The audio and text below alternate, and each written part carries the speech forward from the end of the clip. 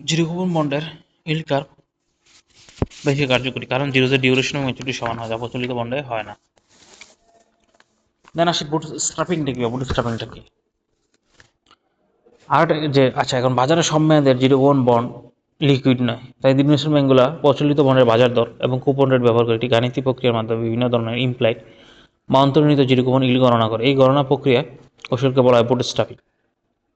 আগে দেখছে স্ট্রিপ করা। স্ট্রিপটা হলো কুপন এবং আসল পেমেন্টগুলোকে আলাদা আলাদাভাবে জিরো কুপন বন্ড হিসেবে বাজারে সেল করা।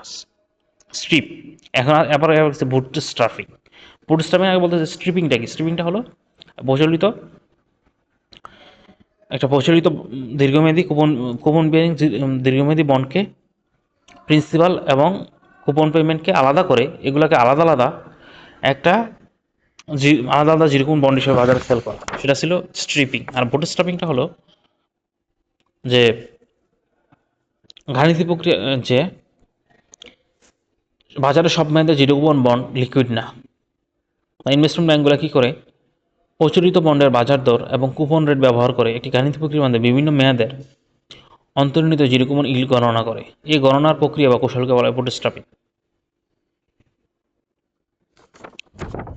আচ্ছা, বিভিন্ন মেয়াদের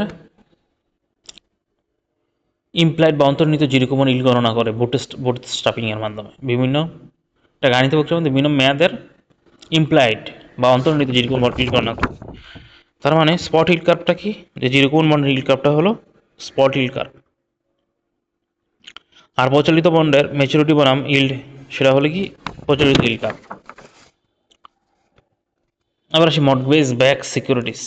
এটাও হলো একটা ফাইন্যান্সিয়াল ইঞ্জিনিয়ারিং এর একটা জটিল কিন্তু খুবই খুবই ইম্পর্টেন্ট একটা উদ্ভাবন। মর্টগেজটা কি? আগে বুঝতে হবে মর্টগেজটা কি।